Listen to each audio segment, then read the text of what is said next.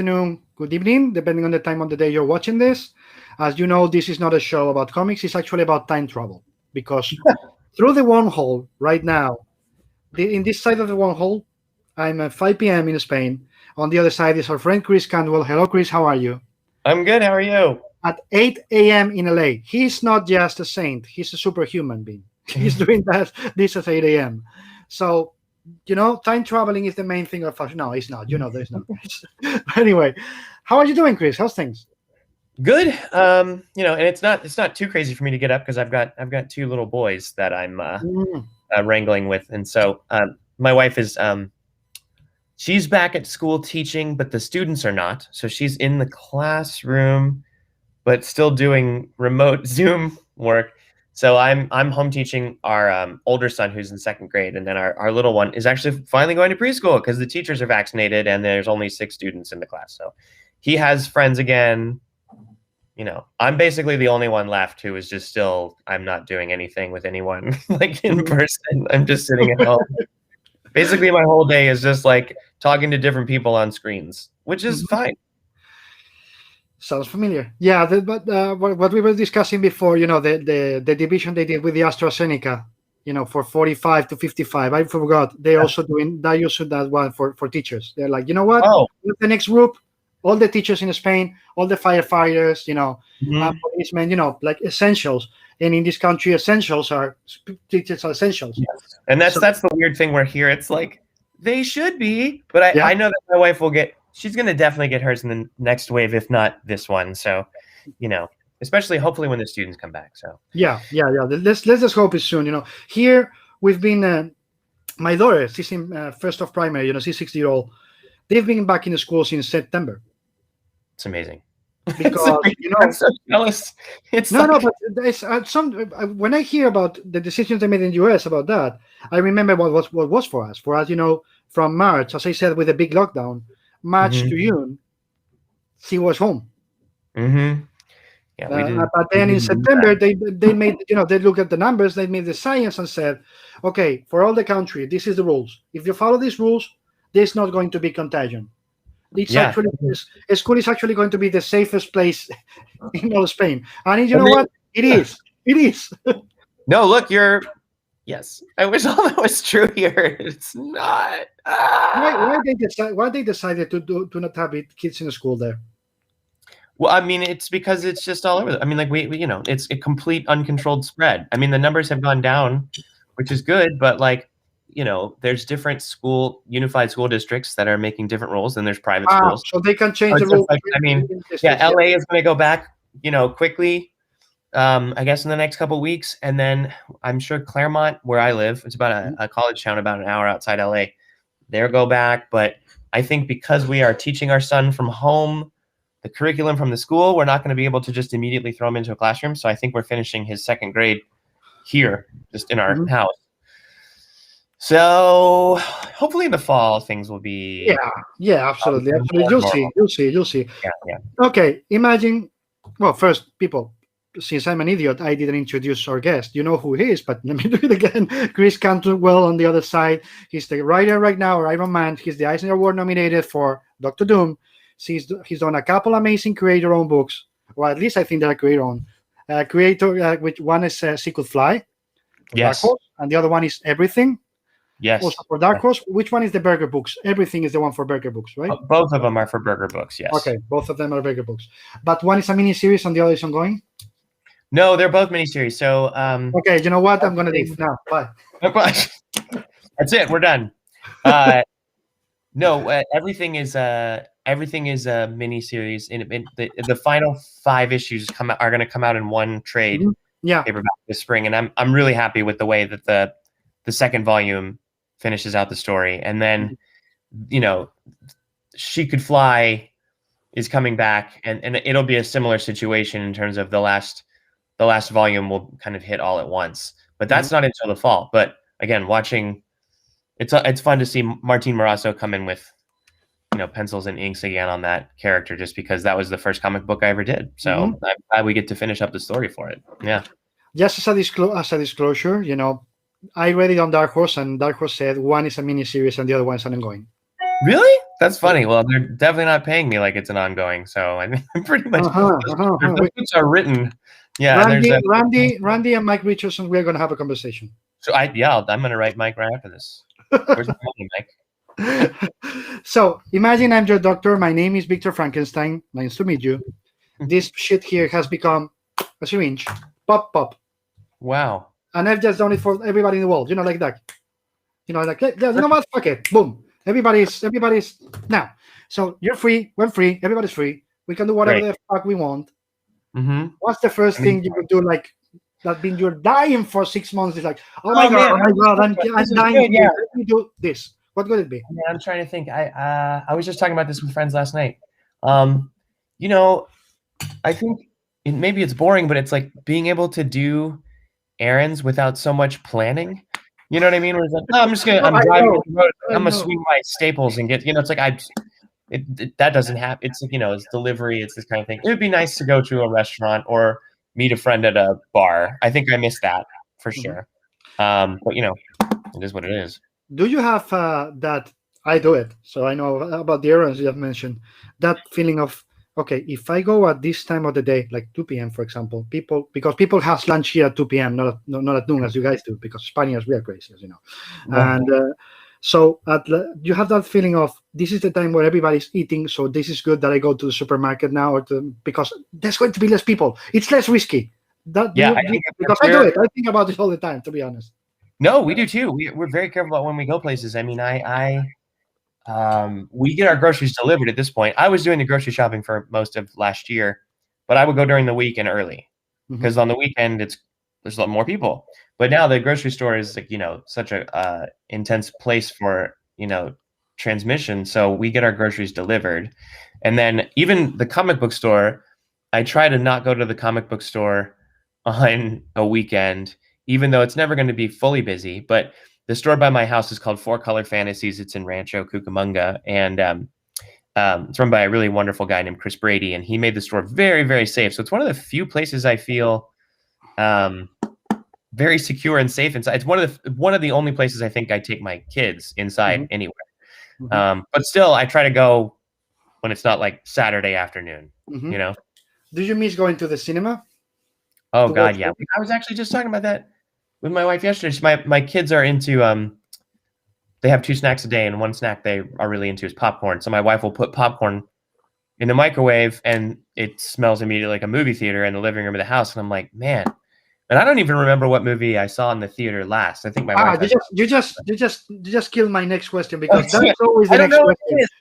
It must have been like, when did Rise of Skywalker come out? Was that 2019? Yeah, December 2019. Yeah. That had to be one of the last, if not the last film I saw. Okay. Did you watch Tenet? No, I haven't watched Tenet yet. No, we've been doing really old backlog movies. I mean, like strange stuff on Amazon. That's been a lot of fun for us. Well, that's what I was going to ask, because for many people, I have the answer to this about what the movies you're watching at home is. In one way is, oh my God, I'm just watching new stuff because I don't want to remember the old world, which is before the pandemic. And the other side is, you know what, I'm just watching old stuff because I want to be in my safe space, be it in movies or in TV shows. Is that your case? Yeah, that is. We did all of Buffy the Vampire Slayer and Angel, which carried us about 8 months, which was awesome. And just, it's comforting, it's procedural, it's funny. And then now we're just kind of bouncing through Amazon Prime recommendations.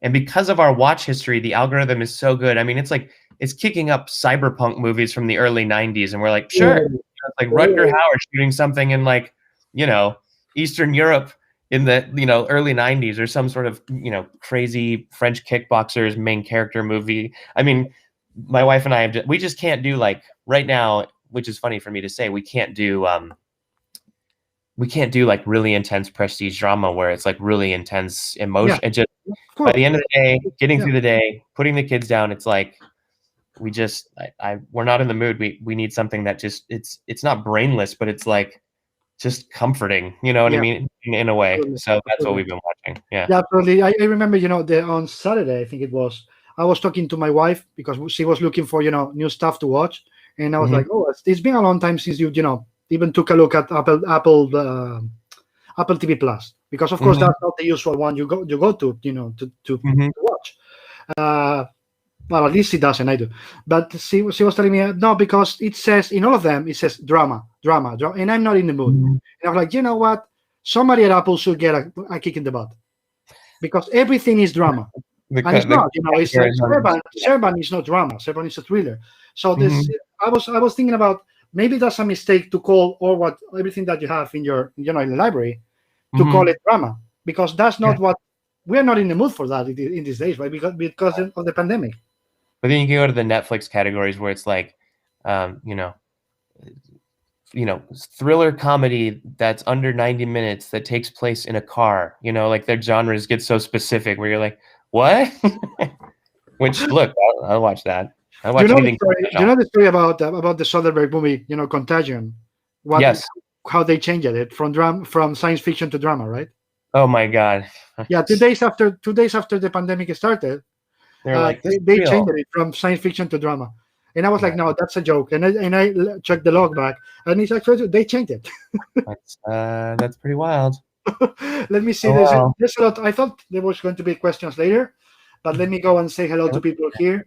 Paula Ventimiglia, hello, Joanne A. Good vibes to you too. Mike Flowers says Halt and Catch Fire is one of the best series in the past decade. Oh, thank you very much. That's incredibly kind. High praise. Yeah, so guys, I mentioned before the comics that Chris has been doing and has done in the past, but I didn't mention, of course, that's also a big man on TV. big.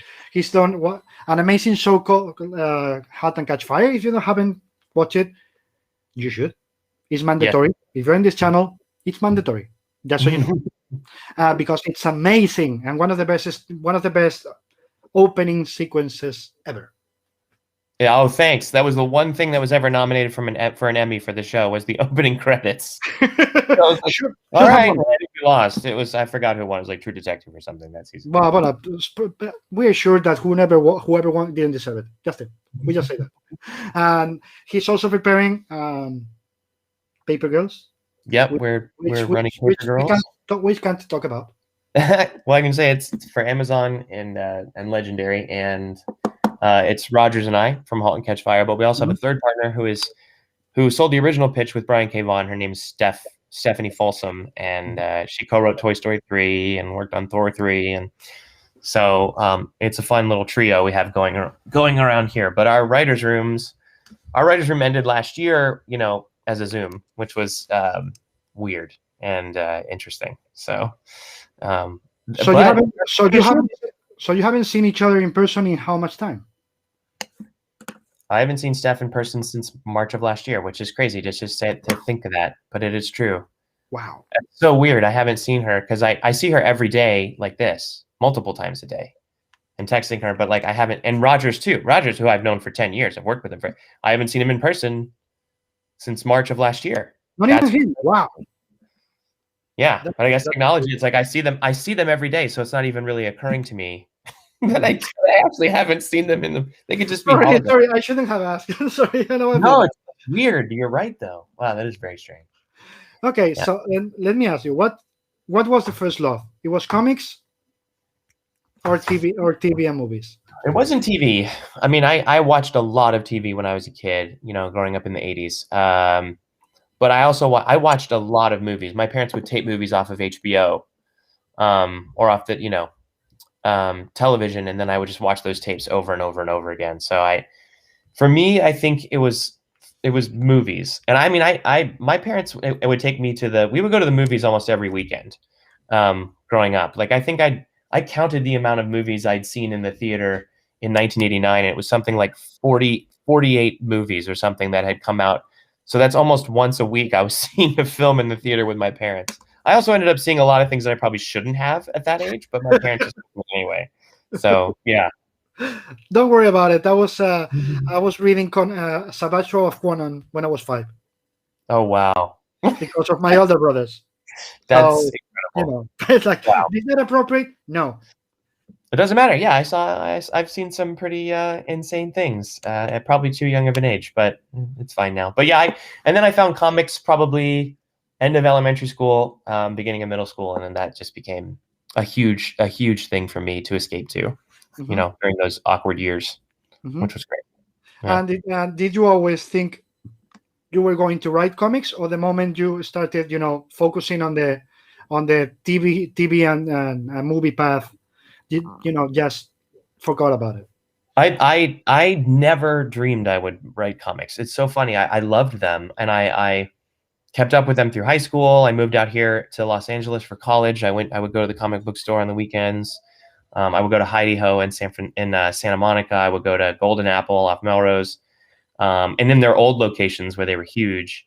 And at the same time, it never even passed my mind to write them. I mean, I was an intern at Marvel Studios in 2001, so they were shooting Spider-Man, the Sam Raimi one. And there were Mhm. just 3 people in the office. It was me, Chris Yost, who was like kind of the head of the research and development division, who's now gone on to write a bunch of comics, worked on Thor, and I think he might be showrunning the live action Cowboy Bebop or something. But Mhm. he was, and then it was me, and then Kevin Feige was 29, and he was the next office over, and I managed the comic vault. But even then, I was like, oh, I really like this. Like, I would love to do like a superhero movie or something. Like, I was so stuck on movies because that's where I came out of film school at USC. So I was always about movies, not even specifically TV. Mhm. So TV came much later. That actually came through Chris Rogers. He was like, you should watch more TV. And so I started watching Breaking Bad and Mad Men, and then we decided to write a pilot together. And then Halt was the second pilot we wrote together. We thought we were just going to get staffed on a TV show, but it ended up getting made, which was amazing. Mhm. And what was the path to comics then? That one was where I was in Toronto speaking at a screenwriting conference with Rogers, and this was a few years ago. And I followed Willow Wilson on Twitter, and she Mhm. followed me because she loved Halt, and I loved what she did. So I had one single idea I was like, what if this would work as a comic book? And so I messaged her on Twitter, from Toronto, where I was at the time, and she put me in touch with Karen Berger, who's like, a legendary editor and, founder of Vertigo and all of this stuff. And I pitched the idea to Karen, and then we were off from there. And that was She Could Fly. That was my first book. Mhm. And then we did another one, and then that parlayed into these Marvel jobs and a couple other things coming down the path. So, yeah, and I've been working in it ever since. I think now I'm almost 4 years into writing comics, which Mhm. is amazing. Yeah. How did it feel when you got the call from Marvel? That was amazing. I think Karen made an introduction to Will Moss for Uh-huh. me, and it was just an email exchange. It was like, oh, hey, nice to meet you. This is cool. And then months went by, and then all of a sudden, summer 2019, I heard from Will, and he was doing an anthology series for War of the Realms, Mhm. and it was going to follow what's other characters in the Marvel universe were going through, when they're not involved in the main story of War of the Realms. So he gave me a 10-page Doctor Doom story to write, and that was incredibly exciting. I did a ton of research. I built it out, and then after that, Tom Brevoort reached out and said, "Do you want to pitch on a full Doctor Doom book? We're thinking of doing a full Doctor Doom book." And I was like, "Of course I do."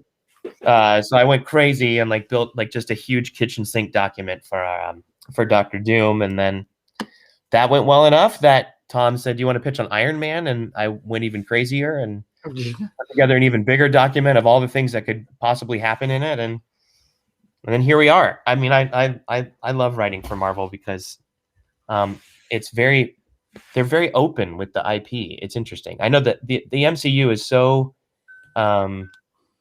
different in terms of its protecting of its IP and everything, but the comics, they really let you kind of go a little crazy with it, which is Mhm. awesome. Yeah. In a way, I think that's something. I mean, if you agree, but I think it's very good for the MCU Mhm. because the more variation you have in the comics, the more ideas Yeah. you get. The different tones that help. Okay, this is a tone for a TV show. This is a tone for a movie. This is a tone for this kind of thing. This kind of showrunner, right? I think that helps Kevin a lot and his people. He has different kind of tones and ideas, right? Yeah, absolutely. I mean, it's always fun to see what people are doing in the comics, in the books. I mean, like, the MCU is fun, but like all of that it's so much raw material and raw energy and fun that's coming out of the books on itself, whether, I mean, Marvel or DC, and obviously there's tons of indie books, but like even just picking up like Nick Spencer's Spider-Man or Immortal Hulk with that Al Ewing's doing, and then all the amazing artists that are coming through, including our buddy on Iron Man, who makes my work look way better than it probably is. So I feel extremely lucky to be working with him. But Kafu, are you around? Say hello. Kafu, he's just yes. No, I was just gonna keep his name hidden from everybody else. No, Kafu is. I mean, every time I get one page at a time from Kafu, and it's always like the most exciting email to open for me that day. I'm like, oh, and I'm just waiting for the little spinner to download the email attachment, and then I get very excited. It's so good. The one that came through last night was amazing. You and I haven't talked about it, but there was one that came through last night that I. Yeah, let's just say the last one is. We are not going to say more details, guys, but we are going to say it's creepy. Yes, it's a creepy page. It's pretty intense, but he nailed it. It's awesome. Absolutely. MC says it's always less people in the morning during the week. Yes, I guess he means the grocery store. And Mike Flowers asks you, what elements of storytelling do you still struggle with when working on a project? All of them. That is not a valid answer. There's I sometimes suffer from this thing that I'm sure a lot of people suffer from, which is like I might call protagonist syndrome, where every other character around the protagonist is more interesting than the protagonist, because the protagonist is the one that needs to drive the story, and probably the one who you're seeing most of the story through their eyes, so they can end up being a little bit more mundane than all of the interesting people around them. But I just have to be careful not to fall into that trap. And I think sometimes I start ideas where I'm like, well, this could be a really good story and this could be a really good character, but then I'll tell it from a different character's point of view. Like She Could Fly was like that, which was like, I wasn't going to do it from the POV of the flying woman. I was going to do it from the POV of a 15-year-old high school girl who's obsessed with it, and then that allows me to make both characters interesting. So that's definitely one where it's just like, the protagonist has the tendency to just become invisible in stories sometimes if you're not careful. So I try to make sure that doesn't happen. Yeah, and in many cases, does it happen to you that you get worried that he just becomes the main character? I mean, the protagonist becomes the main vehicle to tell somebody else's stories. Exactly. Yeah, exactly. Where it's just like every other character is bouncing off that character, and then that character ends up being not a character at all, even though they're supposed to be the main character. It can get confusing. Yeah. And does it happen to you that your characters fight you? And I mean, not literally, of course, but you're okay. First, I don't know. First arc. I lost it in English. I'm sorry. No. Are you talking about like that it becomes difficult in terms of writing them, like where they? In the first arc of the story, then you get to the middle. It's not the arc. I forgot the word in English. I'm sorry. And then you get to the end. And when you're done with the first act. Stupid me, not act. I was saying arc. I'm sorry. You do the first act, the second act, and then you are going to go to the third act and finish the story. And so your characters are like, no, that's not me. That's not the path I should follow. Stop, rework it, or I'm not going to let you finish it. No, I think you're right. Rogers and I, we created Halt and Catch Fire together. We talk about how at a certain point the story is telling you what it wants to do. You just have to listen. We tried to be with Halt. We tried to be as open-minded as possible. That was kind of the cornerstone of our belief when it came to writing that show, and I think it paid off because the show was able to really evolve in directions we had no idea that it would evolve into when we first wrote that pilot script. So, yeah, definitely being open to where the story is going is key. I mean, even writing a comic book project right now that's not announced yet, but things that were outlined of happening in issue 4 or 5, I have happening in issue 3, just because it felt like, you know what, it's time for this already. Or like, and other things I'm punting to down the road, where it's like, oh, well, I'm gonna actually get to that in issue 5, and I try to leave room for discovery in the writing, and then usually the writing is telling me what it wants to do if I've done my job. That's Yeah. that's amazing, because you're reading my mind in terms of my questions, just so you know. Because right before I ask it, you answered. I was saying, then as a writer, I always say, when you talk to Scott McCloud, as I have here, he always puts things in that corner, in that, everything is a structure. But by the end of the day, I was telling him, a structure, whatever. But by the end of the day, that's not how a writer writes, or how an artist draws. You come from emotion first, and then a structure is second. Is that your case, or you are in his line of thinking where the structure is the main thing, and then emotion takes over? I think the best ideas for me, the strongest ones that end up having the most legs are, I get an idea for a character and or situation. It's usually a character within a situation. Sometimes something will pop where I can come up with the character, what the situation would be that they're in, the world, and then if I can figure out like what's an incredible last image or what's a last moment that I could try to work towards, even if it changes along the way, those are the ones I end up feel the easiest to write, and I'm usually the proudest of, is like, man, I had that ending from the beginning and it was the right ending, like that. Even though we didn't have that with Halt, but there's been other stuff like that. I know exactly the ending I want to get to. I knew the exact ending of Doctor Doom when I pitched it. I knew what was going to happen at the end of that. Whether it was the first arc of the series conclusion, it ended up being the latter. But like, I knew that was, I wanted him to do that, and then I worked back from there. Tony in Iron Man's a little different.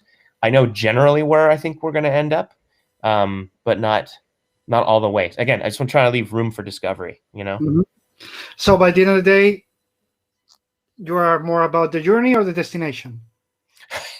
I think it's probably the. I know. That question is a cliche, but I have to do it. No, I mean, I think it's mostly the journey. I mean, I love to write. There are a lot of writers who don't like to write, and I don't blame them, because you're under a lot of pressure, deadlines. You constantly get feedback from people saying they don't like what you've done, or they clearly haven't paid attention to it or are invested in it as much as you are.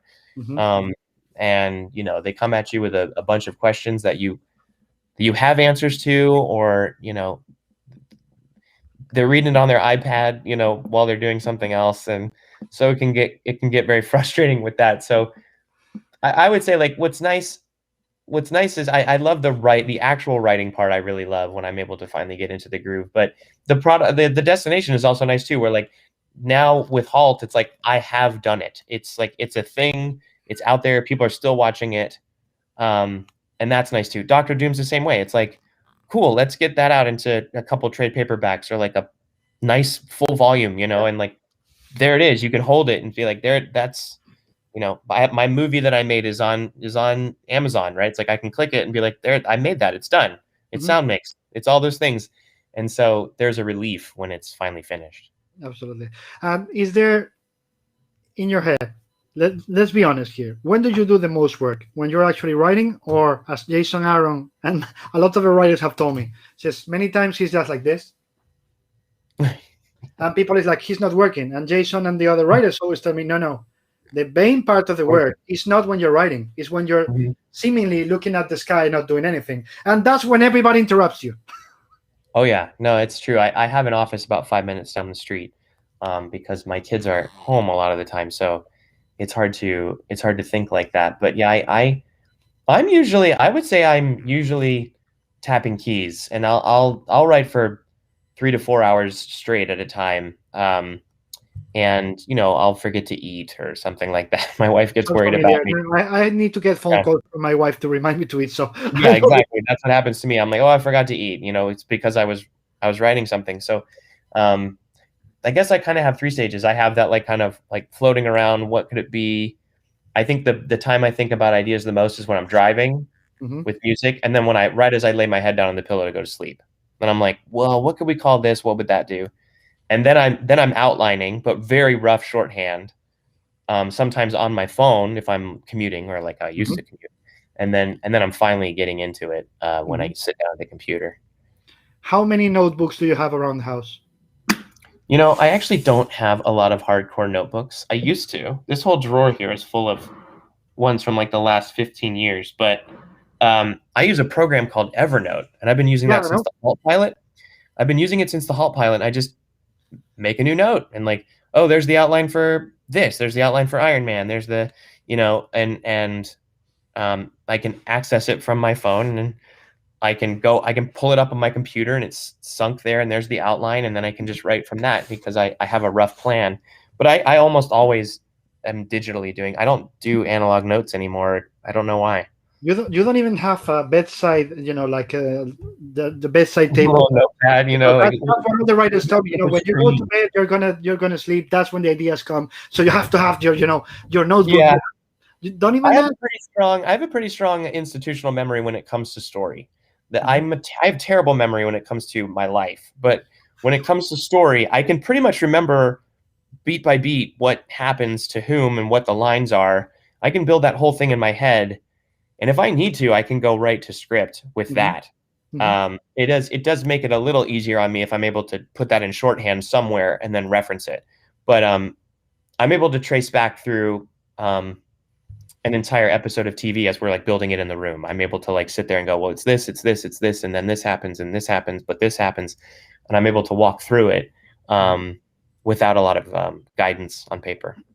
Yeah, so a lot of writers, if they're watching this, just hate your guts right now because of that. Of the I don't need the notebook beside my what? My notebook is my brain. He doesn't need what? Yeah, So, I don't have no. Yeah, my notebook is my brain. I try to, I'll get nice notebooks from people, or I'll see one and be like, this will be perfect. I'm gonna write ideas in it, and I don't know. It's so much easier to just keep it in my head. I grew up an only child too, so like I have a lot of internal power, I think, in my brain. So it's easy to have a big capacity. Yeah, so that's the opposite of me. I am the fifth of five, all boys. Wow. And I always say the same thing. If I don't have noise around, I always feel like Jack Torrance, from The Shining. He's running behind my back with a knife. Yeah, exactly. I need noise because, of course, 5 boys in a house, in an apartment. Sorry, in an apartment. There was never anything but noise. Yeah, so, I have 2 boys in a house, and that's deafening. So I have no. That's insane to think about 5 boys in an apartment. That's imagine, wow. Imagine. And I'm the 5th, so of course I was the one who got all the ass kicking. Oh yeah, I bet. And all you are the youngest. So, who's gonna throw the garbage? To you. Who's gonna do that? You do all the things. That made me strong. That's great. Or at least that's what I say. The School of Hard Knocks. Yes. So, Mike Flowers asks you, what is the first story in any medium that inspired you to start writing? Oh man, I mean, it'd probably have to be. I mean, it's funny, right? Because I only applied to one film school. The other college programs I applied to were English programs because I just wanted to write more than anything. And USC had a screenwriting program specifically, so I was interested in that. But man, in terms of stories that inspired me to, there's been a couple that have hit me throughout my life. But I mean, if I'm thinking back to childhood, the original Star Wars movie, the very first one is just so perfect in an incredible way.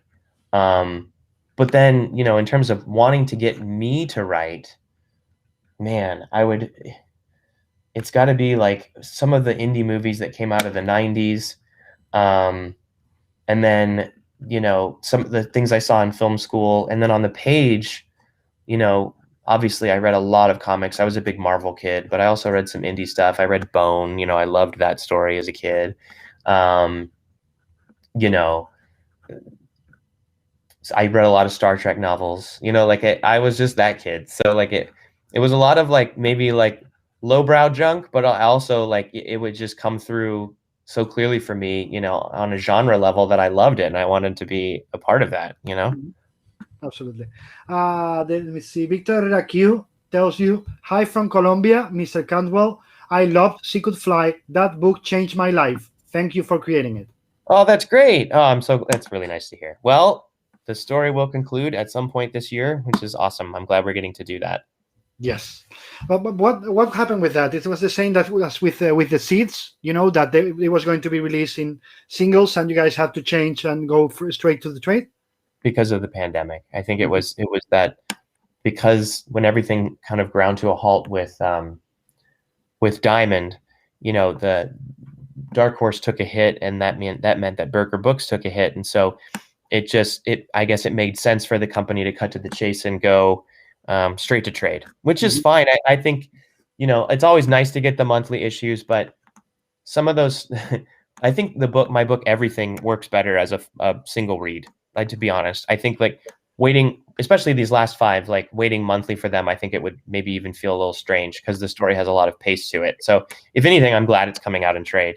Yeah, Um, yeah. yeah. I was discussing with Karen when she was here a couple of months ago, and about the seeds and about your book and others. And I literally told her, I gotta be honest. Yes, they work amazingly well as monthlies, but when I with the trades, I always think it's as if you created them to be a straight graphic novel.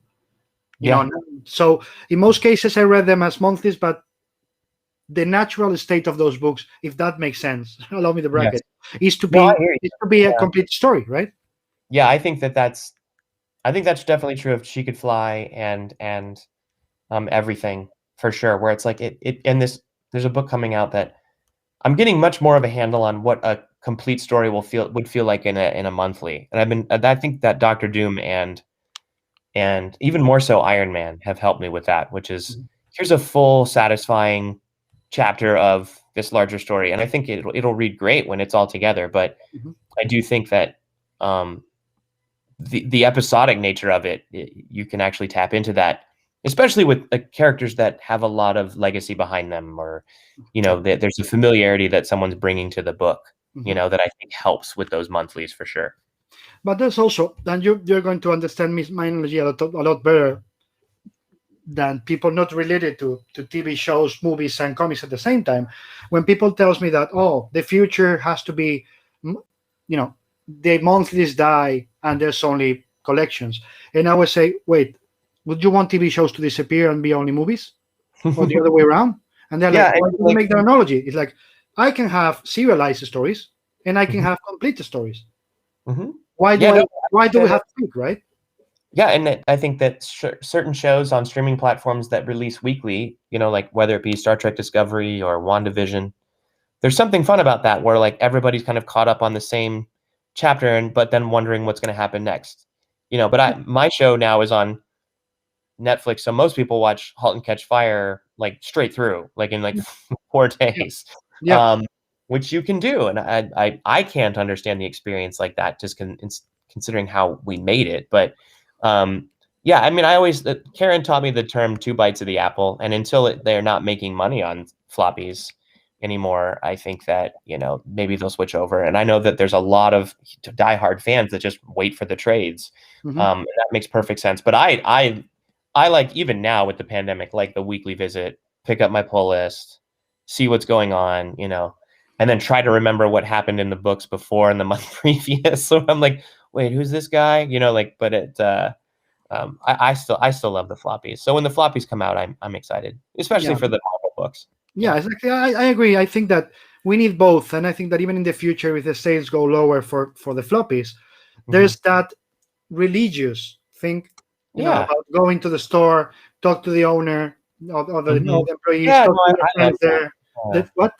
I love that. And then I always get my pull list and then troll the wall, see if there's anything I missed.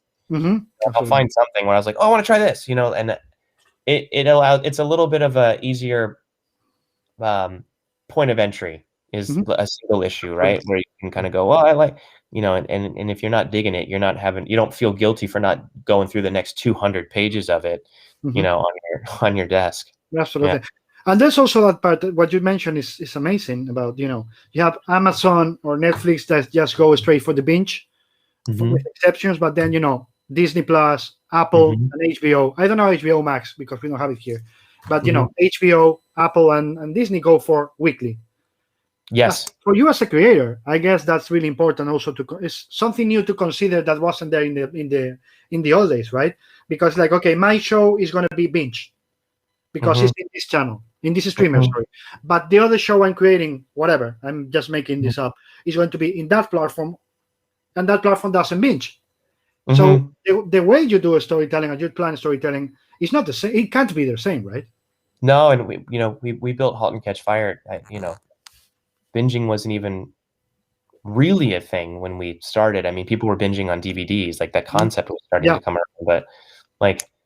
But I know that it's a very I after the fact. I mean, I've learned that it seems to be a very rewatchable show for people, which is cool.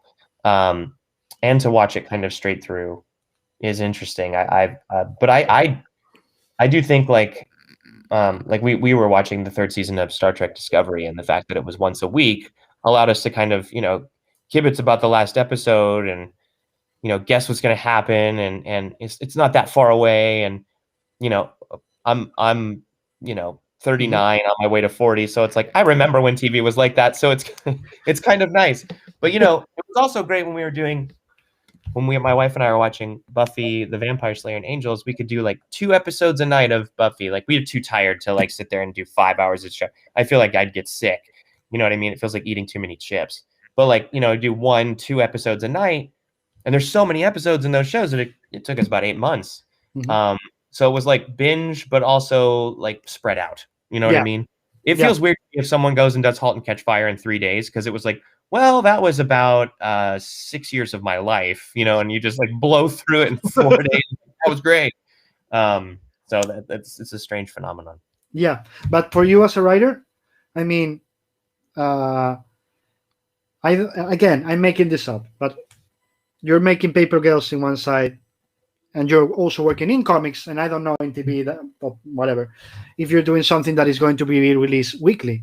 That was my question: is when you're doing that, you have to think about, or do you just ignore it? That's what I mean. Do you think about, okay, I have to do it this way because this is going to be binge because it's Amazon, or I have to do it the episodes right in this other way because this is going to be released once a week? I think what I always try to do is I can't guess when people are going to watch it. I bet you Paper Girls will be a show that people just go through in like 2 days, if Amazon releases it that way. That said, like and this is in comics too. I do think there are some comics where they just kind of write to a certain point and know that the story is going to pick up in the next issue. I try to do a complete arc in every issue where it's like we're starting from a certain place emotionally, and then the characters go through some sort of arc or moment, which makes that part of the storytelling important to the larger story. And they're in a different place at the end. Like every episode that Chris and I wrote for Halt, we wanted it to be a contained story, and every season we wanted it to be a contained story because we didn't want to take for granted that we be renewed. So I try not to just leave things on like just a massive cliffhanger. And like I've talked to Tom Brevoort, my editor at Marvel for Iron Man, and he was my editor for Doom too, is like, there were a couple maybe that came in where I felt like maybe I was running out of pages, and I was like, well, I'll just drop it here and then people will be compelled to pick it up. And Tom pointed out, I think wisely, like you want to make sure that the reader has a satisfying experience from start to end, even if it is just one chapter. So, I definitely approach it from that.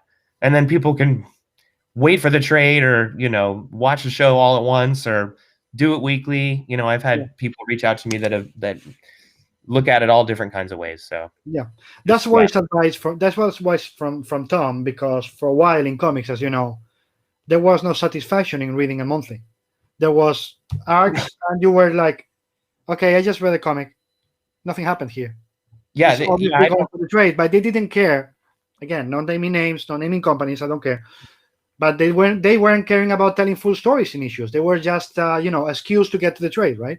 That bothers me. Yeah, and there's been a few books that do that, where it's just kind of point A to point B, and it feels like a random cross section of the story it doesn't have a beginning, middle, and end. Exactly. And that feels irritating to me to read. And then I gotta wait, pick it up, and go, well, maybe something will actually happen and change in the next issue.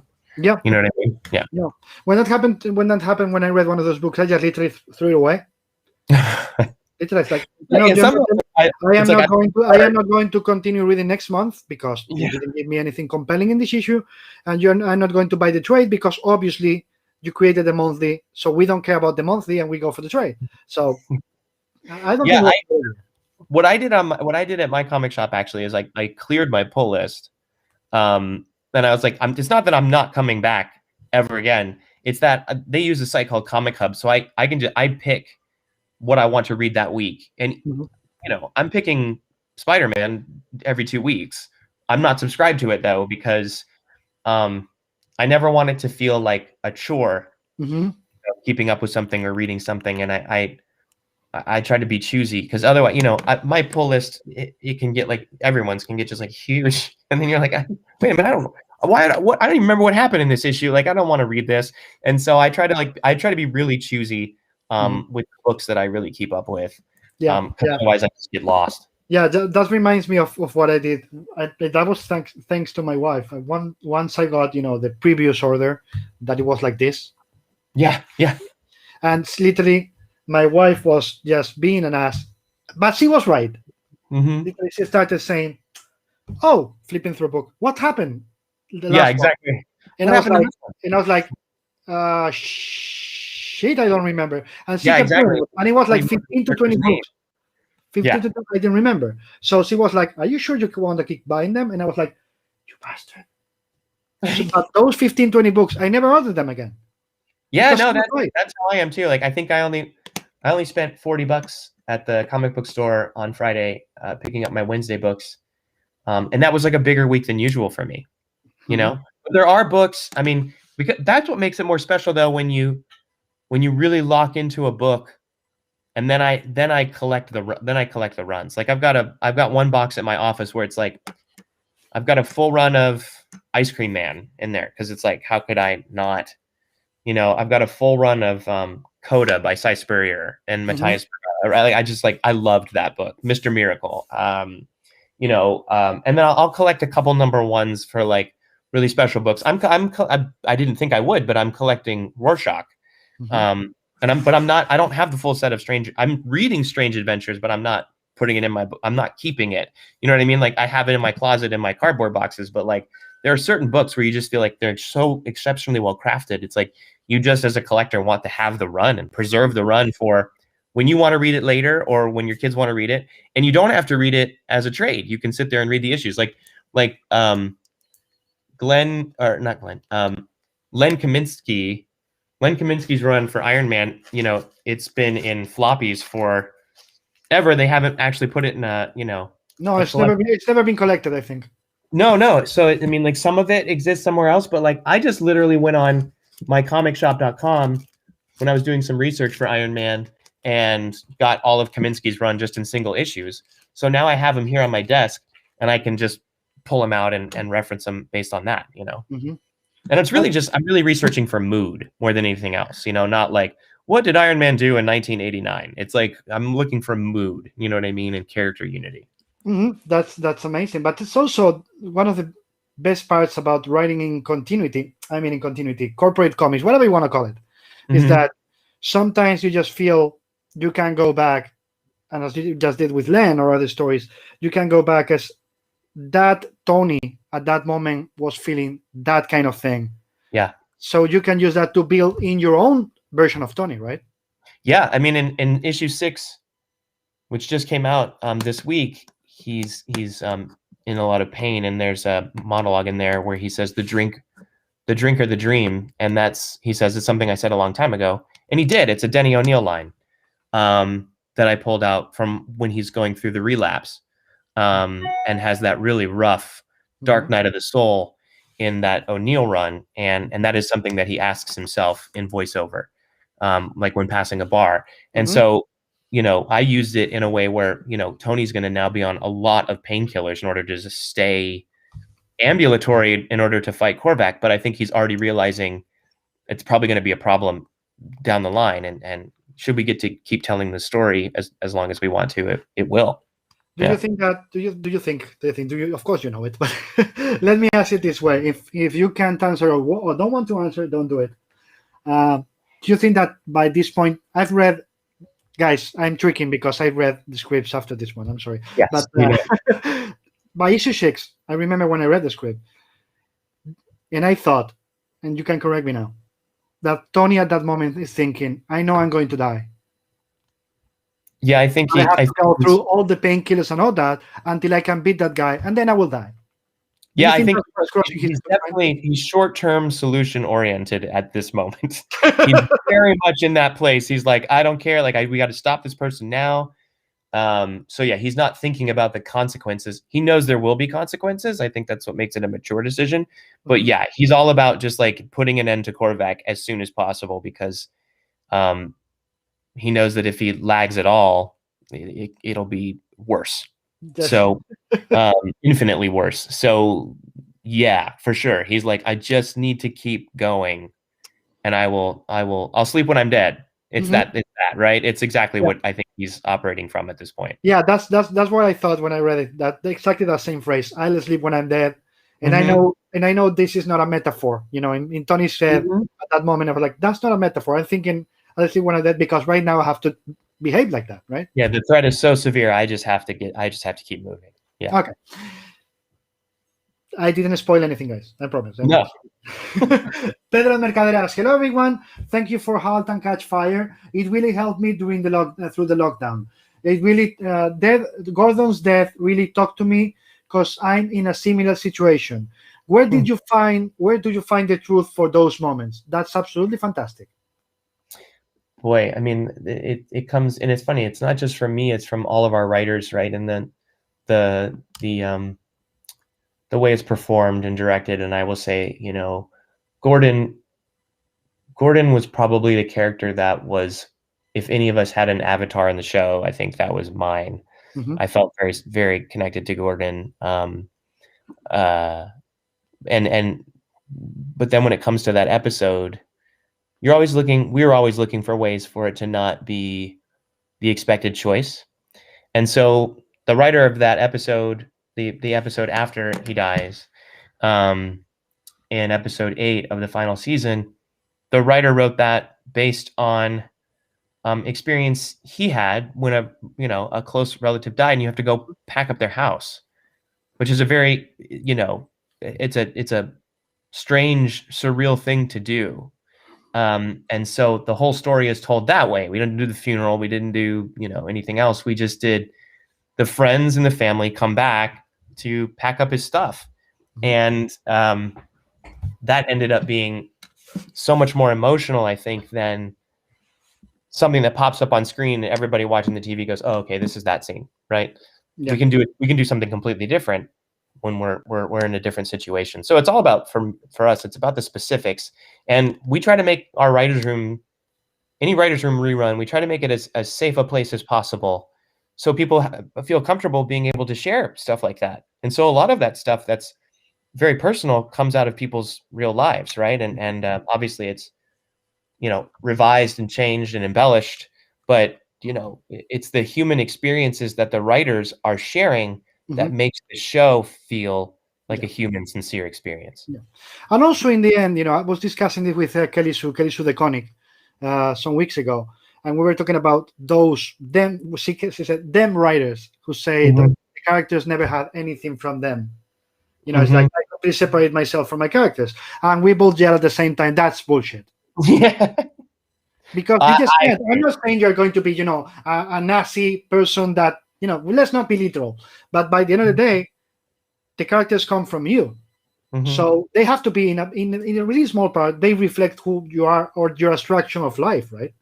Absolutely. I mean, I think that it's true even in Iron Man.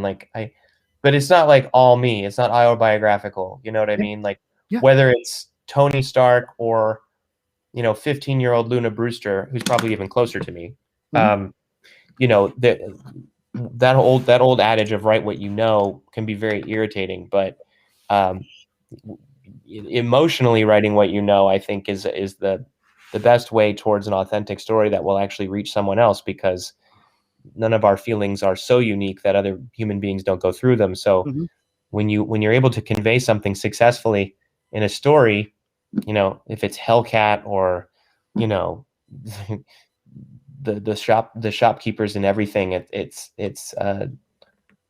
you're sharing emotions and saying, I feel this way, and someone's going to read that and go, man, I feel that way too. And it's an amazing way that we're able to connect with each other. That I try not to take for granted. Absolutely. Can you connect emotionally as a writer with something that you don't know? What do you mean? Of course, let me, pardon, sorry, sorry, let me add something. Of course, you can connect with the Holocaust. You went there, but of course, things like that, But in general, how Mhm. difficult it is for you to connect with something that you don't know, to write about it? Well, that's interesting. I mean, I think I get a lot of Chris and I get a lot of solicitations for tech stories. Hmm. Oh, those are the guys that did Halt and Catch Fire. Maybe they want to write about the Silk Road or the dark web, or they want to write about cryptocurrency. And I don't. I don't care. You know what I mean? Like, because Halt to me wasn't about computers. I mean, it was. That Hmm. was the set dressing. Yeah, That was kind of the vehicle, the container the show is in. But the show is really a show about a family of choice. It's about people who can't escape each other's orbits. They just yeah, their lives end up being tied together, whether they like it or not, for over a decade. Like that to me is what that story is about. And I could find that story in cryptocurrency, maybe. yeah. But I haven't I haven't yet. And I think that I'd rather work on a show about lobster fishermen, and I've never been to Massachusetts, than I Mhm, would a show that's kind of chasing a tech zeitgeist kind of thing. mhm. That it's the zeitgeisty ideas where it's like this hot article or this true event that happened, and we've got the life rights or we've got the rights to this. What do you think?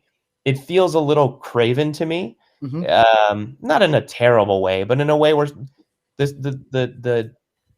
the desire to tell the story is not coming from a place within a human spirit. It's coming out of it's being marketplace driven, and Mhm. then I have trouble connecting. I'm like, ah. And if you don't, if I'm not connected to something when I'm writing it, it becomes the most painful thing ever. Yeah, yeah, Yeah, because you have to you got to keep finish it because you said yes and you took the what I money. was saying. You have Yeah, to finish it, and you're hating it all at all and then times. it's going to come through on the page that you don't like or you're not connecting with it as much, so it requires a lot more revision. And no matter how much money they throw at you, it's never a great idea to take a job like that. Yeah. And I have, you know what I mean? I have, but I Oh, try to. but if you have to do it, you just have to do it. Oh You yeah, I have mean, to I had to. When you I gotta first pay the bills. You have a family. All of us, sooner or later, you have to accept the job because you need to fucking accept the job to yeah, stay I alive. need to eat. Yeah, when I was a beginning writer with Chris, I mean, my first check from Halt and Catch Fire, I opened it and cried because it was so low. You know what I mean? And we went to my wife took me to a Mexican restaurant, and I just had like 3 margaritas and was like, well, I've been at this for 8 years since college, and this is what happened. I got this, and I was like, why? I blew it. I was like, what a stupid thing I did. And I had to go. I had to go take other jobs that we were lucky enough to get, and some of them were garbage, and some of them were with people who were abusive because we were nobody. You know what I Yeah, mean? So yeah, you're doing two-step deals and over the course of a year and a half, which means you're yeah, getting paid once and then you're getting paid again 18 months later, and that's not fun. But you got to do it, and you got to do it. Right now I'm in a situation where I'm fortunate enough that I can say no to some yeah. things. That's nice. But that's why I always tell to the youngsters, not only in comics that want to be, or people who wants to be TV, movie writers, video game, whatever. I always tell them the same. First, you learn to walk, and then you learn to run. Yeah. First you accept garbage jobs because you wanna keep living, and you wanna be able to earn later in the way to say no. But if you are Yeah. precious at the beginning and say no to everything because this is not what I want to do, you probably are not going to get ever to the No, position you're where you right. want I to be mean, at. I have very specific ideas of what kind of people and projects I like to avoid because I've worked with people that I wish I hadn't, and done projects I wish I hadn't. So now I know why I'm saying no, and I can kind of trust my instinct. There you go. If you say no to everything at the beginning, then you don't know why you're saying yes or no. Sorry, that's Exactly. the reality. You can't be So pressured. Joanne A tells you, "Hey everyone, Mr. Cantwell, what inspired you while writing the Doctor Doom miniseries? Any ideas left for him you still want to do?" I mean, I'd love to write Doctor Doom. It was nice to do that, like kind of fun. That book ends so darkly that it was fun to have a Coda issue come out, I think the very next week, with him and Iron Man fighting Santa Claus. That to me was really fun, and a good way to palate cleanse. It's funny. I did so much research on Doctor Doom preparing for that book. I mean, I was reading everything back to the '60s. that I could get my hands on, all the way through, like, Books of Doom and Brubaker and all these guys. And yeah, I when I write these guys, these people long enough, I become very connected to them. I feel an emotional, not ownership, but well, maybe ownership in my incarnation of what they sound like or how they act. So at any point, if Tom wrote me today and said, "Hey, you want to do 5 more Doom issues?" I'd be like, "Yes." I mean, I would love to continue to do stuff with him. I've mentioned before in interviews that I had an idea for a second arc planned, which I probably won't get to do, but I had it ready to go just in case I needed to. But again, that character to me is now modular in a way where I understand how I write him, the tone of how I write him, and I've set parameters for myself in terms of the first story I've told with him. So I could easily jump back in and do another Doom story. I know exactly how I write that guy, and what kind of stories I like to tell with him. So I mean, 100%, yeah. So when you're sitting down to write, well, let me ask you something that I forgot to ask before, because you talked about the protagonist syndrome, but do you still feel the imposter syndrome at all? Oh yeah, I think everyone does on some level. It's funny, right? Because I'm kind of the new guy in comics, because I came over from TV. But I felt like an imposter in TV for a long time, because the first writer's room we walked into was our own. I mean, we had a showrunner that we were paired with because we had never been professional writers before. So I felt like an imposter for a while we were making Halt and Catch Fire. And I think at the first few conventions I went to for Comic-Con, like, for comics and things like this, I was like, oh, like, I'm kind of the new guy over here in the corner. And I've gotten, slowly but surely more comfortable with that and met more people and feel included. But yeah, sometimes I get imposter syndrome the most when I see or read something really great. Then I go, oh, I'm shit. Like that. That's my best compliment I can give to anything is if I read something and it makes me insecurely go check my own writing again and be like, oh God, is my stuff good? Then that means that it blew me away, right? Whether it was on the page or on the screen.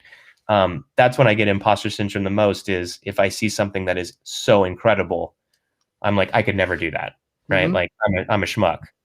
Yeah. And the page 1 horror is still there? The blank page 1. Yeah. Yes. Yeah. I have templates for comics. For each comic script I do, or for each comic run I'm doing, I choose a specific font. The format is the same, but I have a different font, and then I try to create templates where it at least has the title of the book, a placeholder for the title of the issue, my name and the date, a placeholder for the final date, and then it says page 1 parentheses XX panels, because I don't know how many panels are going to be in it, and then it says panel 1, so I can at least have something to go off of instead of just staring at like final draft documents that are completely blank, or like, oh fuck, you know what I mean? Like it's just like, this is forever. Yeah. So you're see, that's clever. That's my safety net. Like, I'm never going to have a blank page in front of me. So I build like, templates. Oh my god. Yeah, I try to build templates, but then what happens is I end up saving over the template with the actual script I just wrote. So then when I go back to write the next issue, I have to erase the issue I wrote and save it with a new file name, and then be like, okay, this is my template. The template helps me move through it quickly, so I'm not writing all the macro crap that I don't, like the pages and all that. And it shows me that there's a structure to it, even if it is just a little, cheap dodge I have for myself. No, wait, safety net. I completely respect that. And also, when you have a script in front of you, how do you have to change the way you use your brain muscles, your writer's brain muscles, in a way, when it's comics and when it's TV or movies? Well, I have, with TV and movies, it's very, well, they're both very visually oriented, right? what's different for me is I tend to, and I don't know if this irritates artists or not, but I write in active tense, right? I don't say like Spider-Man is hanging from a wall. It's harder for me to write that sentence because I was trained to write Spider-Man hangs from the wall, precariously or whatever. It's like, Spider-Man is running is different than Spider-Man runs. Yep. So in screenplay format, I tend to write very active voice, and then comics, I try to pull back on that. So I'm not suggesting like crazy motion and every, Tony, but I know you've seen the scripts, like I'll write 2-shot instead of, 2-character panel. I'll write shot in there sometimes just Yep. because, but again, you work with an artist like Kafu or Martine or INJ Colbert, and it's like they're directors. They're the director. They know where they're going to put the camera. I can make suggestions in the script, but they know where they're going to put the camera. My job is the pacing, and the rhythm of it. Screenwriting, I'm very comfortable in the format because I've been doing it so long. So I will go in and because I can and I'm working professionally, I will break a lot of rules in screenwriting. Like I will start talking to the person reading the script. Like I will do, all kinds of stupid stuff to have fun, and then also, get people's attention when they're reading it. Yeah, but that's also like I was talking last week to Matt Wilson, Frankie D'Armata, your colorist in Iron Man, and who was the third? I'm sorry, fuck, it's gonna kill me. Just blank. I'm sorry. I was talking to 3 color artists about the process of coloring, and the question was, how much do you have to know color theory to be able to break it? And I guess that for you as a writer, it's the same. How much do you need to know the theory of writing to be able to break it and to be free of it and to just have fun, to be meta in a way? Yeah.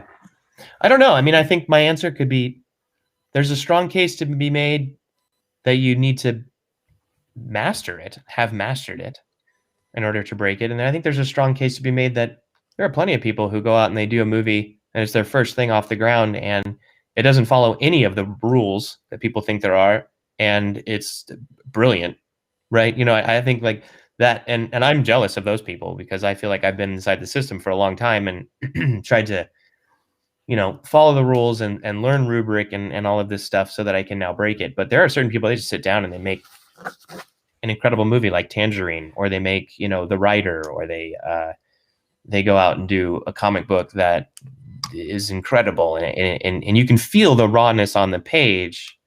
And you can tell that somebody might not be polished or inveterate in terms of their writing ability, but it's alive with the emotion we're talking about, right? It's just exploding out of it. So I'm super jealous of those people. So yeah, it's either you need to learn all of it and be perfect at it in order to break it, or just never learn it in the first place. One of those. Yeah, that reminds me when I was talking to the middle one where you're like, I took 3 screenwriting classes and now I'm going to break all the rules. That's not going to probably be great, but yeah. But that's like, sometimes I just love to get the straight answer from a writer. People was asking me when I had Jamie Delano. People were asking me, "Hey, how did you do it to do your Animal Man run so different to Grant's? He was meta, he was in a way, and you went all full horror, and and he was like, what are they asking? Like, no, they're asking if you research a lot or you're ready to just thought I gotta make it different." And he was like, "No, I just never read what Grant did."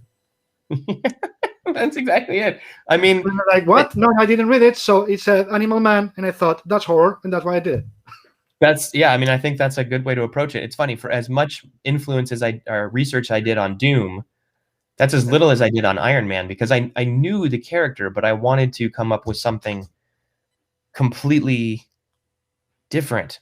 And I think once I settled into the point of view I wanted the character to be in, then I went back and I read certain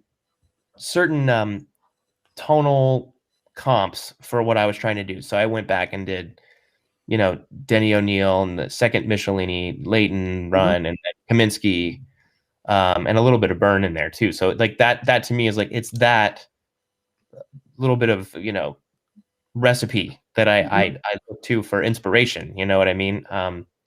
But there's been other things too, where I've pitched things and I've never read what the original was. And it's not out of disrespect for the original. It's because I want mine to be original in out of respect for the really good thing that came before. Yeah. No, it depends on the writer. You know, Paul Jenkins also told me that while he was working on Marvel, he never read the other runs because he was like, if I try to mimic or to be like those other writers, I could fail miserably. So for me, I thought it was not a good idea. I had the editor, and the editor could correct me and guide me through the continuity. But in my case, like, I stay away because if I try to do that, it's going to be really bad. So it was telling me, it wasn't disrespect. It was, I knew I could be much worse than that them if I tried to do their thing. Yeah, I'm writing a feature adaptation of a video game right now, and I've never played the game. There you go. There you go. I do have some freedom in terms of the story. It's not literally a translation of the game story, but yeah, I felt no need to play the game because I feel like I know the story I want to tell in my head. There you go. Yeah, that's exactly what Paul meant to. Pedro Mercader says, how many similarities you find between Macmillan and Tony Stark? Both of them have that romantic spirit of traffic geniuses, I guess. Yeah, absolutely. I think that the similarities between both of them is that they're both zealots that believe in what they're doing. They're not snake oil salesmen. Sometimes they run over people in order to get where they want to go or do what they think is right. Sometimes they do not put others' feelings or considerations. They don't take people's. I'll say that a different way. They don't take people's feelings into consideration when they make certain choices. Make people angry, and I think there is definitely a similarity there. I do think that Joe is an interesting person because he imagined himself as this winner, this kind of born winner, like seizing his own destiny and creating this spectacular victory, and that whole series was him coming to accept the fact that he didn't need that in order to be a human being. And Tony, I think, has had much more success, but then still carries the mantle of being a true hero. You know what I mean? I think that I think that's a guy that's constantly questioning if he should, if he's good enough to be a hero, like if he's done enough, if he's taken, enough time with his decisions, but because he makes them from a very arrogant place a lot of the time. And I think that to me is one of his problems that he has to deal with all the time. It's also imposter syndrome for Tony, right?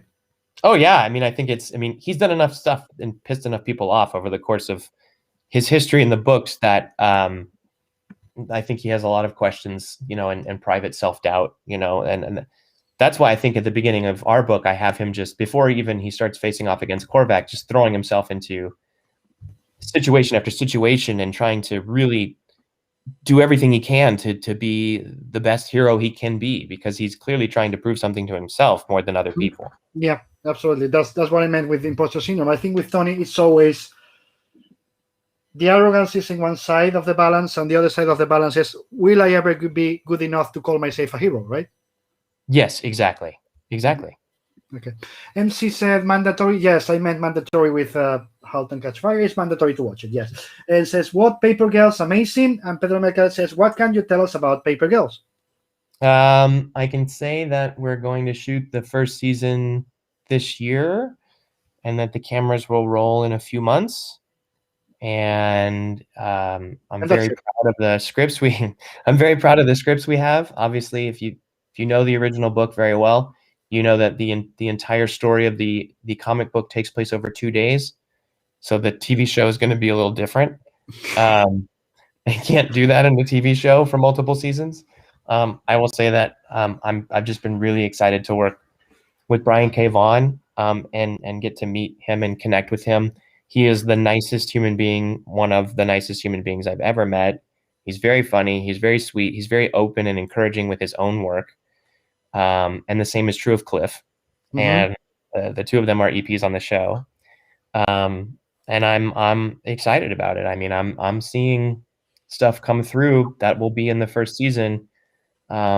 and you know, as crew starts to get hired, and it's becoming more and more real, and it's very exciting, especially after having to like pause everything because of the pandemic. We would have shot last summer, but we couldn't. So Yeah. the fact that we're finally going to go is cool. Yeah.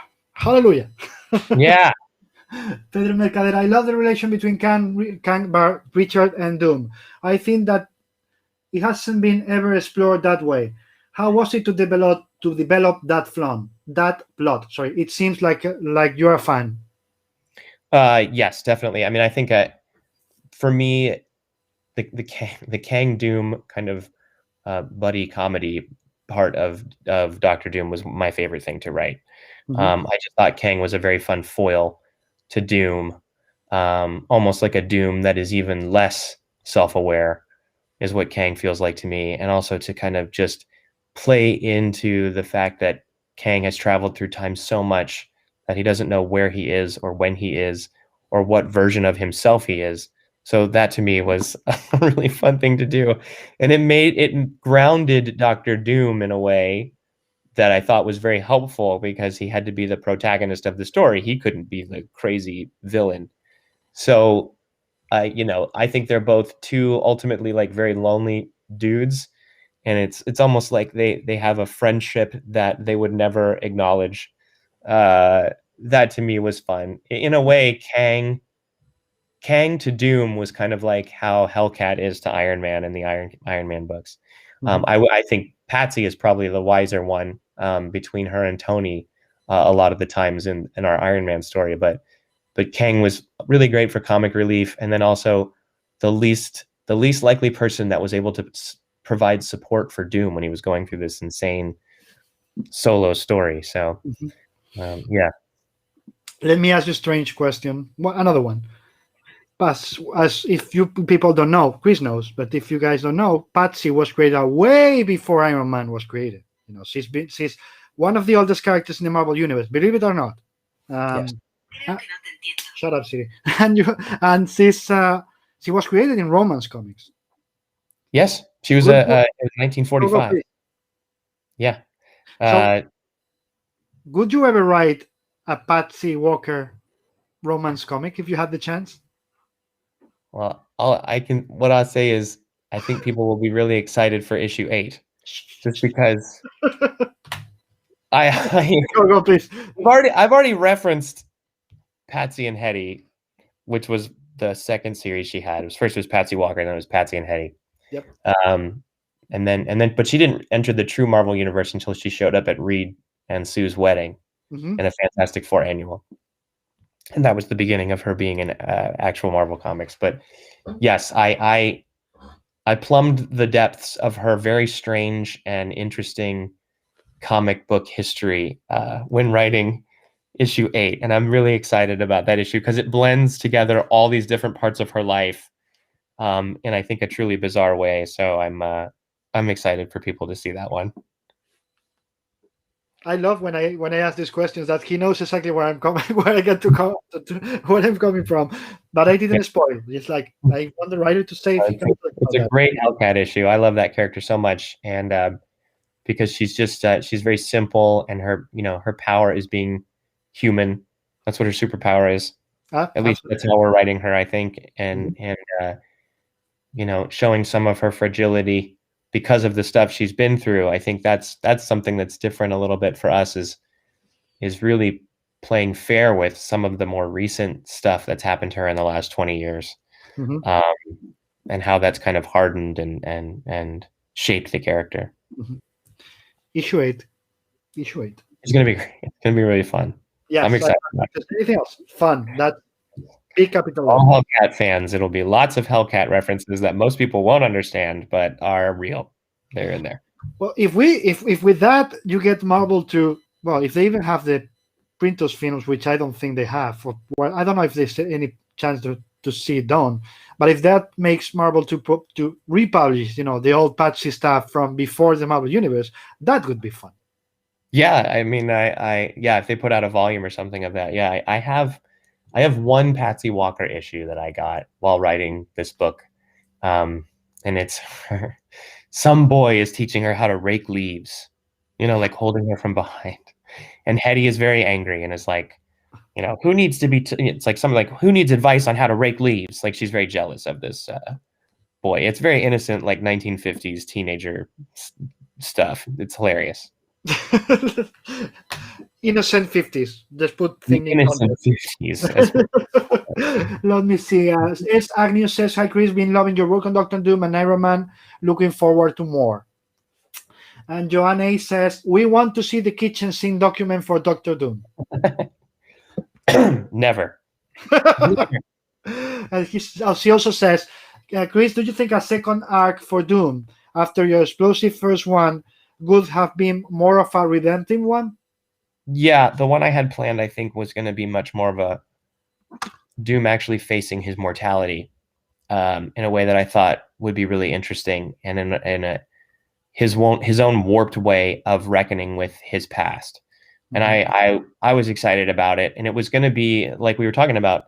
I was going to mainly tell it through the perspective of a different protagonist, and who was like kind of paired with Doom throughout. Where it was going to start with Doom actually having a stroke, and then being kind of down for the count, needing to cover that up because he is who he is. But in his downtime, deciding he wanted to write a Latvian opera. And he wanted to, like that. The idea was he was going to write an opera about the glories of Latveria, meaning the glories of himself, and that he was going to work with a young, very talented composer from Latveria, like the best of the best. And she was going to help him translate his story into this kind of musical revisionist history, but that he would start to look back on some of the things that actually had happened and really relive them and the pain of them and try to actually reckon with them. I was very excited about it. I was heavily taking a page from the movie Amadeus. I thought that would have been really fun. I was going to, when you said the young guy, I was going to say, don't tell me he's going to use Mozart. Yeah, exactly. It's kind of like when in that movie when Mozart is writing the Requiem and he's already dying, like that was kind of the inspiration for that structure of that arc. But ultimately, we didn't get to it. If I ever come back to a Doom book, maybe I'll do something like that. But it was definitely going to be more of a redemptive story. How much of Victor is still there? That's the question about Bruce Wayne and Batman. If there's still any Bruce Wayne left, or everything is Batman and Bruce is just a shade. With Doctor Doom, how much of Victor is still there, or you think that it's always been Doctor Doom and Victor is just an excuse that was there before? I think he's definitely there. I don't think he ever goes away. The thing that's I think canned at this point, but the thing I say is that Victor is both Dr. Frankenstein and the monster. He is the monster as well. So there's a duality in him.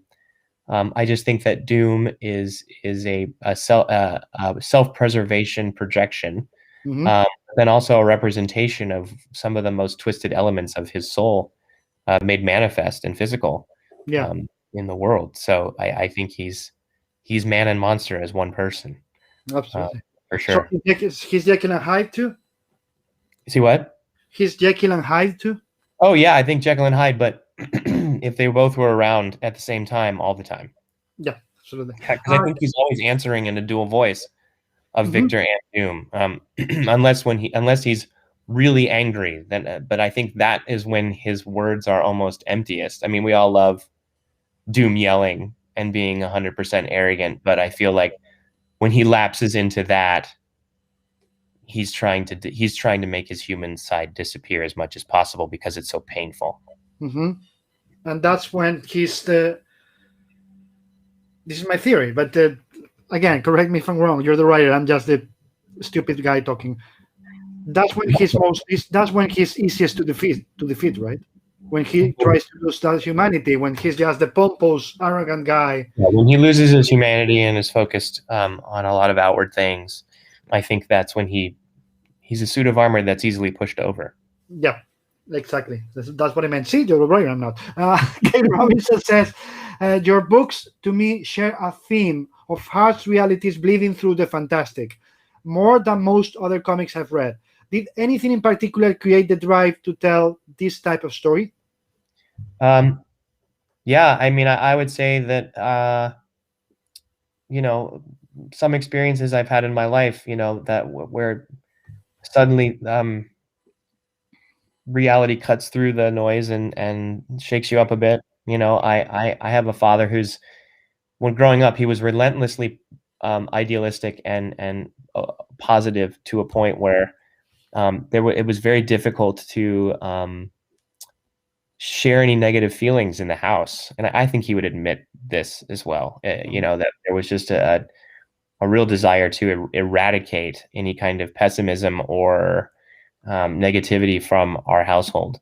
And that was fine when I was a kid. But then as I started to experience some really Yeah. intense things, or like the death of a relative or some mental health issues or this or that, the death of a friend, you know, things can really pop up and slap you across the face. So I think that I definitely like that kind of story in some of the comic book work I do, which is that, and in the TV work, which is that, you know, what is the truth behind some sort of crazy adventure angle? You know, it's four girls are going to travel through time, you know, but what actually happens? You know, Iron Man, you know, he's decided he's going to, you know, chase a guy across the galaxy and keep his armor on so he doesn't die, you know, but what actually happens? And there's a book it's an indie book that I'm excited. It's going to get announced tomorrow, with Vault.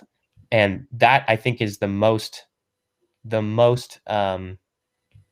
exactly how you're describing it. It's the most crystallized version of that, which is something very fantastical and then a harsh reality really cutting deeply into it, and trying to have the two coexist together side by side, and how difficult, you know, that is for a person. I was also thinking when you were mentioning that how can you have not negativity when you're a teenager? How can I not have yeah, I know, right? And like, this is the thing. And you know, and I still give my dad a hard time about it, but he was over here yesterday for my mom's birthday, and we were talking about how I call him like a fascist optimist. That's what it feels like to me. It's like, you know, like any negativity is punishable by death, at the hands of the state. That's how it felt growing up. So yeah, but there's a lot of messed up stuff in the world that I can't ignore. So I feel like, how do you rectify those two things? Yeah, absolutely. Gente de Marvel says, Agent of Marvel, I am late because I had class. Better late than never. Tyler Tolbert, now to count down the days until She Could Fly Volume 3. I can't wait to read it. I'm excited for how it's turning out because, you know, it was the first book I wrote, so I was learning a lot when I was doing those issues. And now that I've written a lot more since then, I think that the way I'm telling that story with Martine is going to feel different, and I think it's going to feel clearer. And it really, what we're just trying to do is do something that is highly emotive and not so heavy on plot. There will be plot, obviously, but it's more about the interior state of that main character through the whole thing, through the end. Okay. Joanne was also asked, will you write more Fantastic Four? Your road trip one shot was wonderful. Also, I read you were going to put Doom in that story. Is that true? That's funny. Yes, I was. I was. The bad guy ends up being Mad Thinker. But originally I was going to have it be Doom, but I think Doom was just, there was a lot of overexposure of Doom at the time. So, you know, the imprint was like, let's backpedal on Doom for a second. And I said, fine. Cause I think there's a lot of amazing Fantastic Four bad guys. And the bad guy, the villain in that book, in that one shot, was not really the main point of the book. If anything, the villain is an afterthought to the family struggling with itself. You know, that to me was, you know, the Fantastic Four to me is it's family dynamics, you know, first and foremost, and there's I leaned into the body horror angle of it because they all have such weird body powers because they were bombarded with rays. I mean, it's a very classic sci-fi story, so I tried to take that as far as we could, you know, Felipe and I.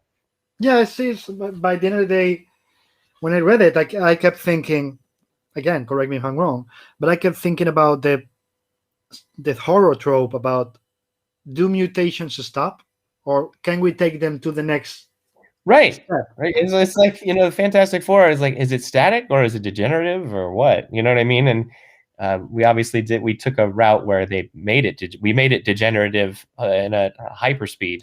But there's a lot of body horror. And if I ever got to write the Fantastic Four, I think the book would take on a very bizarre quality, because I think there's a bizarreness to those characters that I think would be fun to explore, because they're so. I would lean into how weird they are. Yeah. I don't know why, but I think they're just like, yeah, every character is strange and has odd powers, but like, there's a man who gets really stretchy. You know what I mean? Like, it's always interesting. I like when I think Dan Slott did an amazing thing where Doom had captured all 4 of them and put them in special like holding cells that were specific to their powers. And he had stretched Reed out into a giant, thin, 2-dimensional square, and then like made it extremely cold inside, so that if Reed tried to escape, he would shatter. It's amazing. And it's like that kind of stuff is like, what? I think there's a fun house quality to the Fantastic Four that could come to the book. And that would be fun. But I love what you just said, because many people tells me that the Fantastic Four are dated and they don't work anymore. They worked in the 60s and all that. And many times what I think is exactly what you just said. Why don't we make them as bizarre as possible? Because that's what they were. And that's they are the different corner, the explorers, whatever. Forget their superheroes. They just go bizarre worlds, bizarre, Star Trek, whatever you want to think about. Just go in that direction, because that's what their powers call for, right? It's a family of superheroes. I mean, like, it's the Incredibles in a way, right? It's the original Incredibles. And so there's a way to lean into that I think is very fun, and they're all very clear characters too. I mean, they have very specific voices. And then even Franklin and Valeria are fascinating, and Alicia, and like, it's a great ensemble. So I mean, there's plenty to do with them for a long time, I think. Absolutely. Lady you mentioned Valeria. So Lady Victoria says, really miss your Doctor Doom series. Were you ever going to go back to the issue between Victor and Valeria at some point? After all, she's still being trapped down in hell. No, I wasn't going to go back to Valeria. It wasn't too much of a backwards looking story. I do think that if I did that second arc, I probably would have revisited that relationship, because I think it's fascinating for him, that his true love that he also, sacrificed to hell in order to become more powerful.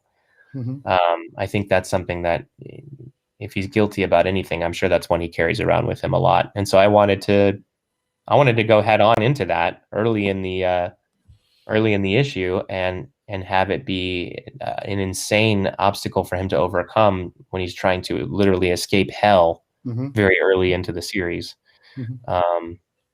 But yeah, and he got his mom out of there with Strange, in Triumph and Torment. So, but then he sent somebody else. So he has like a revolving door of people he sends to hell. So I feel like, but no, I do think that's a really interesting part of his backstory that I wanted to key into, because it seems like a very defining moment for him. Gail Robinson says, aside from crafting your ending first, are there any other elements and checkpoints you bring to each script you need to hit along the way each time? It depends. It depends on the script. I mean, like, I'm a little bit of a structure nut. I like structure. There's a way that I know how to break down a script into 7 sequences. 2 sequences in Act 1, and then 4 sequences in Act 2, and then 1 or 2 in Act 3. With Act 2 probably being obviously the biggest piece. I have a whole kind of rubric system I've been using since I learned it from a professor in college. I don't always use that. It is helpful in features, but it does help me understand where I am in the story, so that I'm not just spinning my wheels and I'm on like page 67 of a first act. Like, that's never a good sign. So I know certain things I need to do in terms of waypoints of where there's inflection points in the story. Characters need to make decisions. They need to fail and then try a different route, and then see if that one works. And then, be at opposite points emotionally at different times in the story. There needs to be an ebb and flow. It can't just be a straight line, like, I also, when it comes to film, I always go off of like first image, last image. Like, what's the first image of this character in the episode, and how different is it from the last image of the character in the episode, right? And you can tell that story without any dialogue. You can just look at still frames and see that something's changed. Mm-hmm.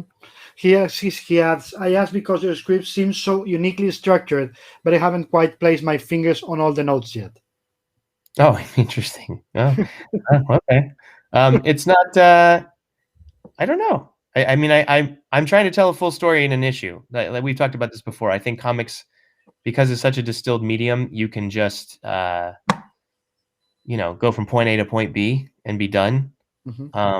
I think it's you can get a good amount of story into an issue of a comic book, Mm-hmm. even a 20-pager. You just have to be careful, and you have to balance it out right. I really try to do that with my outlines of, well, this feels like a big moment, let's make it a splash. This Mm-hmm. feels like a good moment on a page turn. Is it okay to interrupt this scene mid-page? Well, yes, because the character's having like some sort of psychic hallucination, so let's have it tear through the page. It's got its own tricks, just like movies and TV, in terms of when's your act break, when you go into commercial, how long's your teaser before you kick into the main title sequence. Mm-hmm. All those things, they're all tools creatively that I try to use. How important are page turns for you in comics? A lot. I've learned that a page turn is very powerful, because you can't put like a crazy reveal or twist on an odd numbered page. Somebody's going to be their eyes are going to be looking over at the crazy thing that's happening on page 15, while you want them to read page 14 before that crazy thing happens. So you got to hide it from them, and Mm-hmm. so they can think it's going one direction and then turn the page and find out that it's gone a completely different one. And I think that it's very valuable. But sometimes it's interesting to have heavily contrasting pages next to each other on a double spread, so you can feel similarities and vast differences within two pages. I'm working with an artist named Adam Gorham on this Vault book, and we have a big change in the middle of a page. It's not a page turn, it's like in a double spread, but he's drawing it in a way where the blocking of the scenes are almost identical. It just happens to take place in almost two different realities. Mm-hmm. So that kind of stuff is cool. Okay, so Kafu is what the noise you hear is Kafu is writing to me by WhatsApp because he can't be connected here. He's telling me, "I'm sorry, I'm not commenting because I'm with pencils and I'm too busy and I don't want to mess my page. But please send him a big hug and tell him how is that project that we have discussed to do after Iron Man going." I don't know. We got to make some calls, him and I, and get over to that book. I don't even want to say it out loud. I don't want to jinx it. No, we don't say it. But that's Kafu's and my secret desires to move over onto that title. I think that would be a dream come true. Yeah. And with him, I mean, it would be like unstoppable. It would be incredible. See. No, that's his dream too. Believe me. Tell him his whole career. Go, please. I was going to say, tell him I have the first arc in my head. I know what it would be. So take it seriously. Yeah. Guys, you will know later. Again, no spoilers, and you'll see. It'll happen. I'm pretty sure it'll happen. Let me see. Your take on Reed. Yeah, your take on reading Road Trip was so interesting. The nuance that absent-minded genius. Do you see Sage of Dune in that? And do you think Valeria Richards is in between them in terms of personality? I wrote Valeria a little closer to the rest of the family, just because she's with them the whole time. I think I was telling a different story. I mean, that really didn't have much to do with her connection to Doom. I do think it's interesting, that she has an Uncle Doom. I think there's probably a really good miniseries in there somewhere where it's just the two of them. I think that would be fantastic. I think one thing I did in Road Trip was I insinuated that her incredible intelligence was actually part of her DNA. So it was affected when the rest of their DNA was affected. Her intelligence was actually affected. So it's not that she has no powers. It's that one of her powers is an incredibly augmented brain. Mm-hmm. I like that. Lady Victoria asks, if you could ever do your own Frightful Four, who would be in it? Well, wasn't it Frightful Four was like what? Like Wizard and like I think so, yeah. a bunch of lunkheads? Boy, I don't know. Sorry, guys. You're gonna hate that I say that, but they were lame. The Frightful Four, yeah, it's like Wizard is like. Bleh. I mean, I would either do a Frightful Four that was really pathetic and hilarious. Yeah, just take right? it. That would be great. Extreme. Like, we're the Frightful Four, and they're terrible. I think there's probably a lot of potential for comedy in bringing that group back. That could be fun. You should do a story that is the Frightful Four being taking them to the stream like the most pathetic ever, and they're fighting the Great Lakes Avengers. Great Lakes Avengers, yes. Oh my God, that'd be so great. Or put them up against like the hardest villain to ever like beat, like Galactus. You know what I mean? Like it's just like impossible. Like they have to fight Ego, the Living Planet, and they're all. You know what I mean? I think that would be very fun. That would be cool. Absolutely. Almost like. It's like Suicide Squad or Doom Squad, you know what I mean? But I think you could go even harder with it, where they're just idiots. I think that could be fun. Absolutely. If by some form of magic you could work with an artist or artists of the Silver Age, like Kirby, Ditko, Gene Colan, etc., who would it be? Oh my God! I mean, Ditko Spider-Man is my favorite Spider-Man. It's my favorite Spider-Man drawn, and I try to collect Ditko issues of Spider-Man. I have. This is my Mesco Spider-Man, but he doesn't have he has a Ditko head, and then this is more of the Romita head. But the Ditko Spider-Man is my favorite drawn superhero of all time. Mm-hmm. And I try to collect Ditko issues for that exact reason. I have a Ditko pose marketing sheet in my office, and it's a Ditko pose, but it was drawn by Marie Severin for marketing for Spider-Man in the 60s. It was the official sheet for marketing for Spider-Man, and that's it for me. It just tops out there. It's just so good. I mean, obviously, like it would be amazing to have Kirby do something like so incredibly like deep world-wise, like the New Gods, like to be able to participate with him in something like that in creating a whole universe. That would be amazing. But yeah, those two those two guys blow me away. The way that Ditko drew Scorpion, and I might be wrong about this, but like those first few issues, I think Scorpion was the first. I might be wrong, but the first enemy that kind of carried over the battle with him into 2 issues. Mm-hmm. It was just that he was so strong that Peter, who's 16, is like, it was like welcome to the NFL for Spider-Man, that first Scorpion story, and I love it. And that cover, which is Spider-Man 20, it's ASM 20, where it's Scorpion holding Spidey over his head, like he's going to throw him. I love that cover. One of my favorites. Do you think that Spider-Man could have survived as he was born, like a backup, amazing fantasy that nobody cared about, if Romita was the artist in that issue and the first one of the series? Because I don't. Really? I don't think he could get, because I think that what made the Spider-Man explode that way, it was because it didn't look like anything else around. It's true. I mean, the design is so key. I have the one Kirby cover of Spider-Man, which is number 10. When he fights the gangsters, is it the Enforcers? Something like that. But I think also what's fascinating about Spider-Man is that he is a unique character.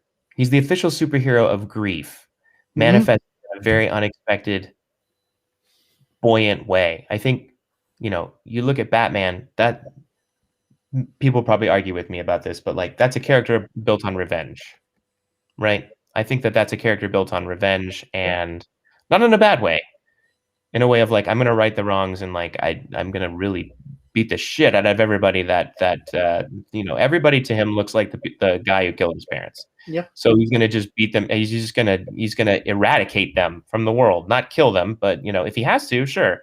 I think Spider-Man is literally, it's the responsibility he feels in the death of Ben that makes him a character of grief. And as a kid, I watched a lot of my family members died pretty frequently early on in my life. So, and from that, I kind of developed maybe a tougher exterior, a sharper sense of humor, and a compartmentalization that I think Peter has. Mm-hmm. So I really identify with Peter. I just think that underneath that character, which, as you said, is bright, the character's never kind of been seen before. Contrasting that is the interior, which is it's a character of grief. Mm-hmm. He has a chronic addiction to guilt. Yeah. In a way that I think is fascinating. Yeah, I love and that was also what I meant about the Ditko style at the beginning, because what you said there was a really gawky guy. He didn't look powerful. Of course, the poses of the Spider-Man look, that was all Ditko. Mm-hmm. And then when you get to Romita, which is masterful, of course, that he looks like a romance guy. Yes, he's definitely more filled out. He's not as spindly. Like I love. I mean, I have a lot of Romita covers too because they're so good. Those are the icon. Those are the ones everybody thinks of. Those poses. Absolutely. They just transpose those poses like into everything. But like, I love Chris Bachalo's Spider-Man. Where he just looks like a living sock. You know what I mean? He looks like a sock that's alive, and he gets thrown around, and he's little. I mean, Spider-Man is what, 5'9", 5'10"? That's how tall I am too. So I identify with the character in that way too. He's a little guy. Says Lady Victoria says, just a comment. I like the first version of the Fightful Four with Bumpy Medusa, and they did hand the FF their first major defeat. That's true. I mean, look, that even a broken clock can be right twice a day. So you know what I mean? Yeah, they're still lame. They did that, but they're still lame. I'm sorry, Wizard. I think you lean into the lameness and make an awesome story where like they have to it's like Bad News Bears. I think there's a good story to tell there. Well, it's like anybody but Kid Giffen, J.M. DeMatteis, and Kevin Maguire doing that Justice League. Mm-hmm. They were told this is the characters you have. You can't use the majors. You can use these ones except for Batman. And they were like, okay, what the fuck? I'm sorry. What can we do with this? We have to go. As you said, we got to take it in a humor direction because if not, it's not going to work. Exactly. Yeah, I pulled a character out of. I mean, you know this, but I pulled a character out of a single issue of Marvel Fanfare from '89, and we're giving him like a 3-issue run. I mean, like, and it's fun. It's like there's plenty of toys in the back closet at Marvel. Absolutely, you don't need all the big ones. Yeah. Lady Victorious also says, just a comment, would like to see anyone do a good scary version of the Scorpion. Yeah, there was that. Didn't he had the symbiote for a while, I believe, Scorpion. I think he's the scariest though when he's just him. I think that what's interesting about him is there's a blind rage in that character that I think is fascinating and being too strong for his own good that makes him very simplistic but also terrifying in a cool way when it's just him, because I just feel like he's a real killer in a way that I think is the other guys kind of screw around and make jokes and master plans, but I feel like the Scorpion is just like, I'm gonna kill you. And so that to me that's a fascinating character. But that's the thing, is Gargan is the guy. It's not the Scorpion. It's the guy behind the suit, and that's something that I think about the Spider-Man villains a lot. What makes them so, I would say, they're the best villains. But you can also count Batman's, okay, but I think the Spider-Man are even better. The best group of villains around is that each one of them is completely defined. You know who Vulture is. The person behind. The Scorpion. Sandman. Everybody has a story. Even the B-list and C-list Spidey villains, like Carrion and oh man, what's the cat burglar, the old cat burglar's name?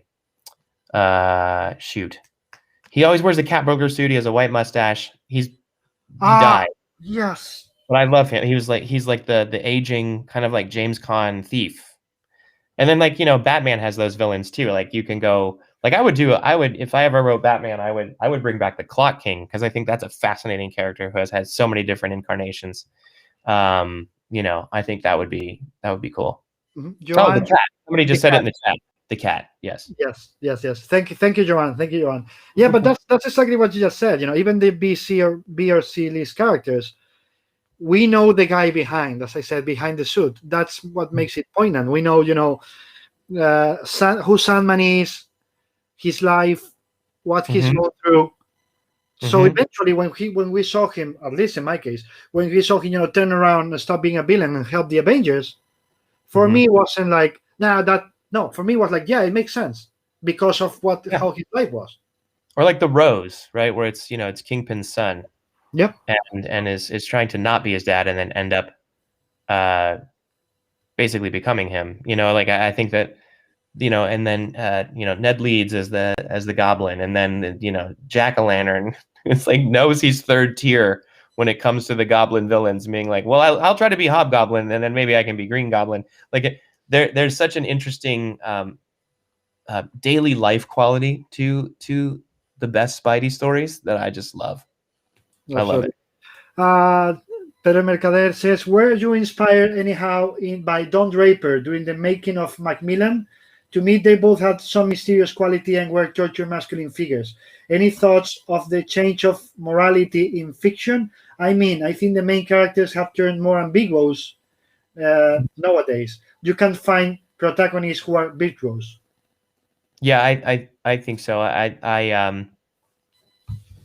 think that I do think that the anti-hero had its time for a little while. That was very much in vogue. That was Draper. That was all these guys. Walter White from Breaking Bad, and we wrote our pilot. When all of those shows were at their peak. So I think if anything, we were writing to the shows that we loved watching. So we started with a character in Joe McMillan that was very much an anti-hero kind of cipher.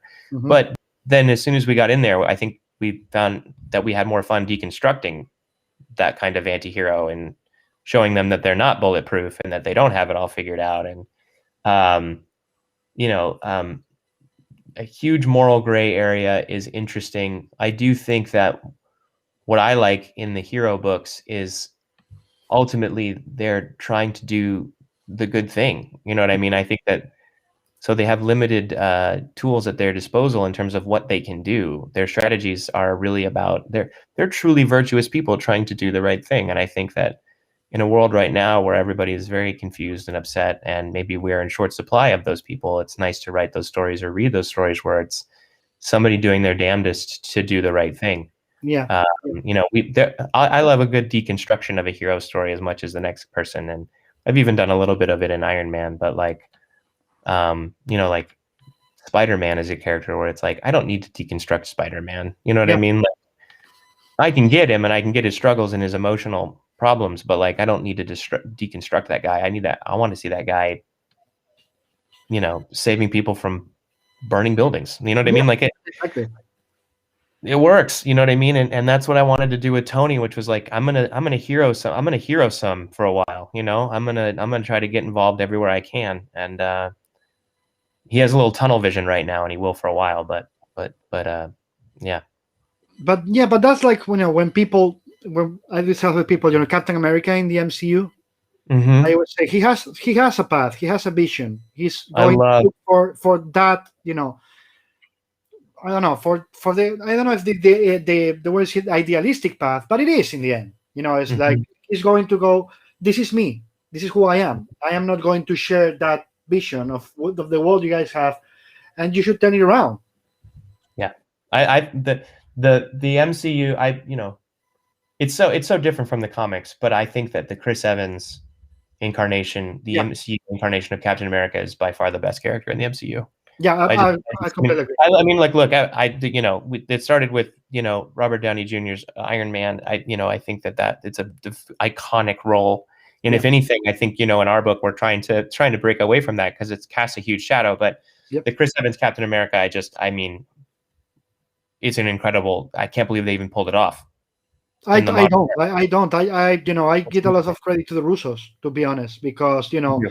that change of pace on Winter Soldier, and when he starts fighting back, that is scene with him and Fury about Yeah. this is not fighting the bad guys, this is being fascist. He doesn't say that, but you know what I mean.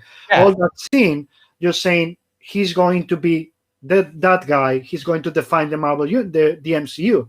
So I Mhm. think that when they got to that Captain America, is that this character defines what the MCU is, what heroism is in the MCU. Yeah, and the fact that he's trying to continue to be himself and follow his own mission statement and virtues, in spite of being in a modern world that the rest of us are much more used to.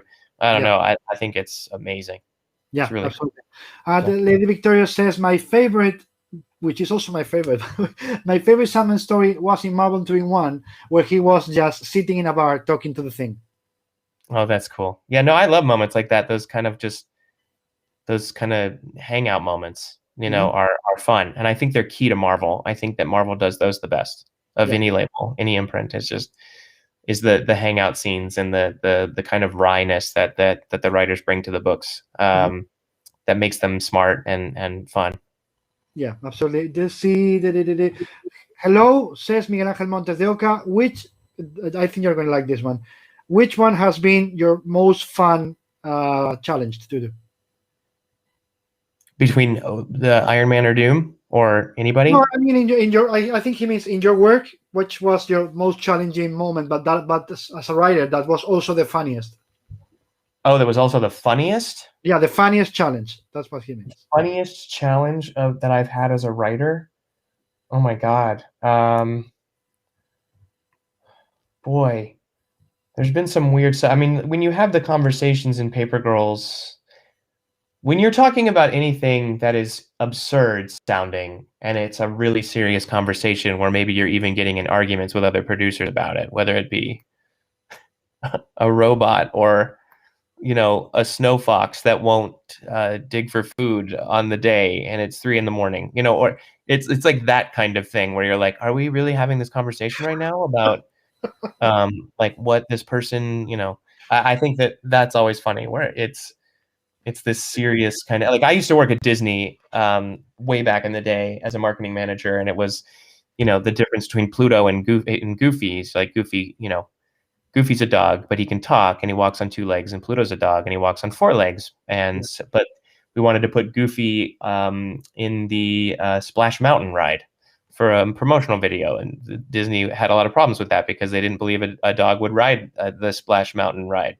And it's like, but this is the one that talks. This is the one that hangs out with Mickey Mouse. I don't understand why we can't put this one in they have a lot of rules around their mythology where you end up having 15 phone calls about whether Goofy can get in a log and just go down a slide into some water. And you start to question your own sanity at a certain point. Yeah, I remember my daughter when we were at Disneyland Paris, I think, for the first time, and there was something where it was Pluto and Goofy, and Mhm. suddenly she turns and says, "Dad, isn't Goofy a dog? Yeah. Why is he giving a snack to a dog if he's a dog? Because he was giving a snack to Pluto." And I was like, Mhm. "Honey, don't even ask." Don't even know. Don't even know. I have no idea, and I don't Right. care. Let me see. Um, When writing a villain as a main character, how do you balance their morality? You have to avoid him doing something irredeemable because empathy was going to be damaged, but also he's a bad guy. it's true. I mean, I think you gotta you don't want to make him too gooey. You don't want to have him be one-dimensional and like purely evil. But I think what's cool is you can see him do things that are noble. You can see him do things that are not self-aware and maybe funny in a way because he has no, perception of himself at sometimes, because of his ego. And then, but what I like about writing villains is then you can turn around and have them do something horrible, Mm-hmm. and then you remember why they're a villain. So being able to do that uh, makes writing someone like Doom a lot of fun. Mm-hmm. Hey, David, speaking of which, my writer's room is starting, Yeah, so I that's gotta. what I was going to say. I was looking at the clock when you did I this. know, and I was like, I gotta get my son to preschool, Yeah, when and you did this gesture, my I was writer's room is when starting. you did this gesture, I was going to say, I was going to ask Yeah, you, did you yeah. check the clock? So, last one, and we leave now. Is Okay. there anything in particular you've been wanting to write for years and years? but that you say, you don't need to say what, but because I I think I know the answer. So, but Yeah. that you say, I am not going to stop. I am not going to quit. I am not going to retire or die without writing that specific story I want to tell. Yes. And that's all we can I'll say. just say that. Yes, Kafu knows. Yep, and I do know. I And think you know. and I Yeah, think, and I think we've given a lot of clues about that. People listening probably can figure it out, but yes. Absolutely, absolutely. So anyway, thanks a lot, Chris. Thanks a lot Thank for you so much. It's been a lot of fun talking to you, man. I'll see you on the email chains. Yes, I hope you enjoyed it, and that's the most important thing. Thank you so Yes. much for being here. We go back on Thursday with Liniers, the American Argentinian creator. Have fun. Stay safe. Use your mask. Wear your mask, and take care, people. Take care, everybody. Bye. We're off in 3,